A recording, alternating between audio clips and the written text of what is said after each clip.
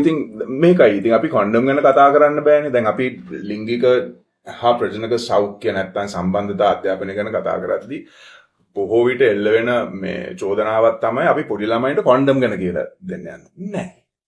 අපි පොඩි ළමයින් එක්ක කතා කරන්නේ what we call social emotional learning. අපි පටන් ගන්නවා ගෞරවය, ආත්ම අභිමානය කියන්නේ මොකද්ද? කැමැත්ත කියන්නේ මොකද්ද? අර වයසානුකූලව.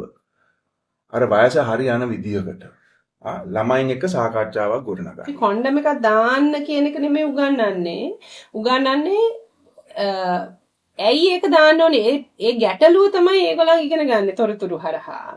එතකොට ඒක තමන්ගේ තීරණයක් බවට ඉබේටමපත් වෙනවා. අනිත් කෙනෙක් කියපු දෙයක් නෙමෙයි. ඉතින් අධ්‍යාපනයේ පොඩි කාලේ ඉඳලා ඒ කොන්ෆිඩන්ස් එක ඒ ආත්මාභිමානය තමයි දෙන්න ඕනේ. ස්කිල්ස් හරහා මේවා තොරතුරු තියෙනවා නම් කොහොමද ඒකට ප්‍රශ්නෙට විසඳුමක් හොයන්නේ කියන එක. ඒක හැම දෙයකටම ඇප්ලයි කරන්න ඕනේ. ඒක මේ කොන්ඩම් එකක් දාලා සෙක්ස් කරා කියලා මේ නෙමෙයි අපි සමාජයක් හැටියට ආකල්ප පැත්තෙනුත් වෙනස් වෙන්න ඕනේනේ.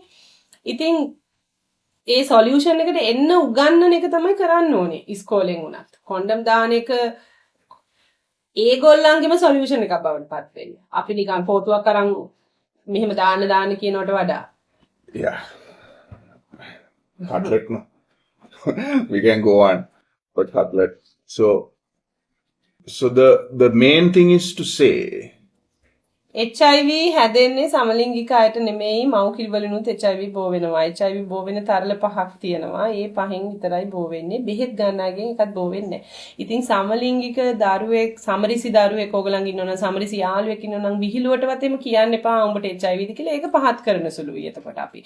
ඒ වගේ නෙමෙයි අපි ඒක අවබෝධයෙන් තේරුම් ගන්න ඕනේ. ඉතින් මෙහෙම මේ වගේ හුදකලා කරලා දත්ත කියන්න එපා. අපි සෞඛ්‍ය අමාත්‍යාංශනුත් කැමති ඒ ඉල්ලීම කරන්න. එහෙම කරන්න එපා. මොකද එතකොට ඕගොල්ලන්ගේ තියෙන අරමුණු වලට ඒ කියන්නේ HIV වැළැක්වීම වගේ අරමුණකටත් යන්න අමාරු වෙනවා මේ වගේ එක ප්‍රජාවක් මේ ටාගට් කරලා කතා කරද්දී.